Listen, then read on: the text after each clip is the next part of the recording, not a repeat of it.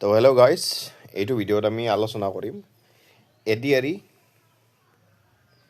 2.0 proper কাট অফটো। আগতেও মই দুটা তিনিটা ভিডিঅ' বনাইছোঁ ইয়াৰ ওপৰত, কিন্তু বহুতে কৈ আছে যে ভালকৈ এনালাইজ কৰা দেন তাৰমানে কৰা। আগৰবিলাকো এনালাইজ কৰা আছিল, কিন্তু মই এইবাৰ ৰি-এনালাইজ কৰি এই ভিডিঅ'টো বনাইছোঁ। চ' তাৰ আগতে সকলোৱে চেনেলটো ছাবস্ক্ৰাইব কৰি দিব, ভিডিঅ'টোত লাইক কৰি দিব আৰু ভিডিঅ'টো শ্বেয়াৰ কৰি দিব। আৰু যদি আগন্তুক এক্সামবিলাকৰ কাৰণে নোটছবিলাক লাগে, মেথছ, ৰিজনিং, জিকে, কাৰেণ্ট এফেয়াৰ্ছ, ইংলিছ, সকলোবিলাক তাৰমানে কমপ্লিট হোৱাকৈ যদি নোটছবিলাক লাগে DME এডিআৰই 3.0 এনেকৈ এক্সামৰ, দেন ডেছক্ৰিপশ্যনত লিংক এটা আছে, লিংকটোত ক্লিক কৰি লৈ ল'ব পাৰে। চ' বলক এতিয়া আৰু ভিডিঅ'টো আৰম্ভ কৰোঁ। এইটো একদম ৰি-এনালাইজ কৰি বনোৱা ভিডিঅ'। ইয়াত ভুল ক্ৰুটি নাথাকে, হয়তো 1-2 নম্বৰ ইফাল সিফাল হ'ব পাৰে, কিন্তু তাতকৈ বেছি আৰু নাথাকে। চ' বলক ভিডিঅ'টো আৰম্ভ কৰোঁ। আমি সকলোৱে দেখিছোঁ যে গ্ৰেড 3ৰ যিখন HSSLCৰ মানে পেপাৰ আছিল, সেইখন ইজি আহিছিল। ইজি বুলি ক'ব নোৱাৰোঁ, আমি মডাৰেট বুলি ক'ব পাৰোঁ, নে ইজিতকৈ কম, মডাৰেটতকৈ অলপ তাৰমানে মাজৰ আৰু সেইখিনি। চ' যদি আপোনালোকে ধৰক এনালাইজ কৰে ভালকৈ, দেন কাট অফটো তাত 120-125 যাব জেনেৰেলৰ। OBC MOBC 125 আৰু ইফালে আহিল 120, এইখিনিৰ মাজত থাকিব। আৰু ইয়াৰ মাজতে থাকিব, হয়তো 1 নম্বৰ বাঢ়িব পাৰে বা কমিব পাৰে। SC 110-115, ST 105, 110 আৰু ST হিল 95 and 100। আৰু যদি এক্স ছাৰ্ভিচমেন চাই এক্স ছাৰ্ভিচমেন, তেতিয়াহ'লে 85ৰ পৰা 90। আৰু যদি ধৰক PWD কেণ্ডিডেট চাই, দেন 80 to 85 সিমান থাকিব, আৰু ইয়াতকৈ আৰু নকমে।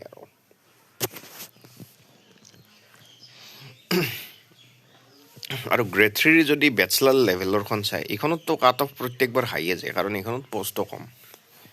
এইবাৰ লাষ্ট ইয়াৰ গৈছিল জেনেৰেলৰ 146, এইবাৰ জেনেৰেলৰ কিমান যাব 140 to 145।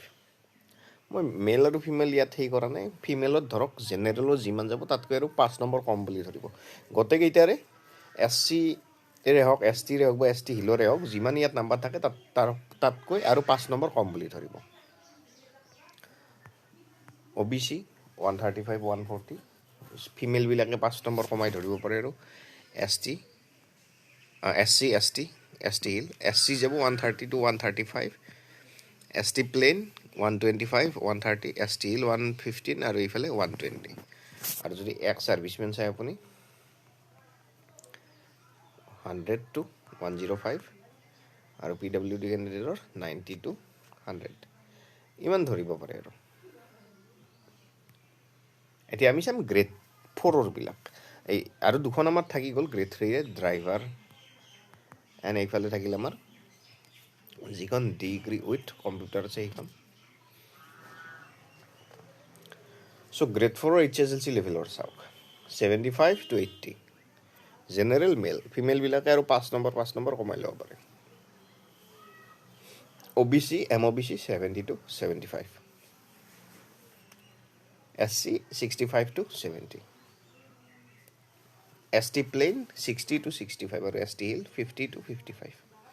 এইখিনিয়ে থাকিব, ইয়াৰ আশে পাশে থাকিব। যদি ধৰক এইখিনি নম্বৰ পাইছে বা ইয়াতকৈ কমো যদি পাইছে, ছাপ'জ 5 নম্বৰো যদি কম পাইছে ইয়াতকৈ, আপোনালোকে স্কিল টেষ্ট বা এইফালে ধৰক ইণ্টাৰভিউৰ কাৰণে প্ৰিপাৰেশ্যন কৰক, হৈ যোৱা চান্স আছে।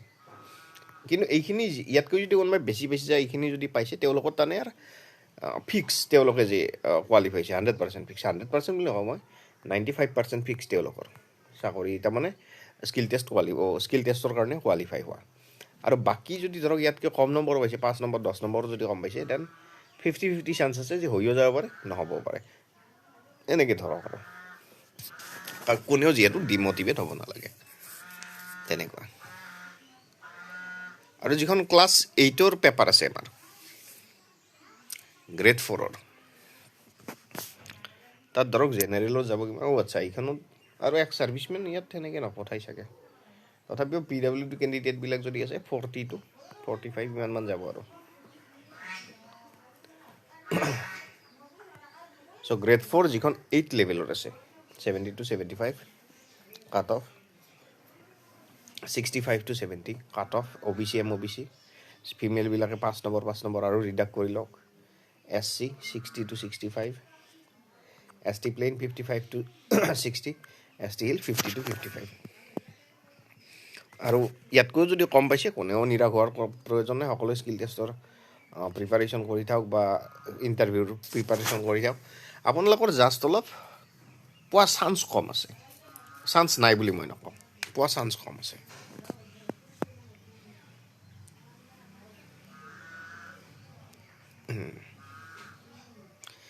এইখন পেপাৰত আটাইতকৈ বেছি মানুহে তাৰমানে এক্সাম দিছে আৰু এইখনতেই আটাইতকৈ বেছি মানুহ তাৰমানে গ্ৰেড 3ৰ ক্ষেত্ৰত চিলেক্ট হয় এইখন হৈছে bachelor degree with computer qualification এইখন তাৰমানে মেইন বুলি নকওঁ বাৰু গোটেইকেইটা চাকৰিয়ে মেইন বাৰু তথাপিও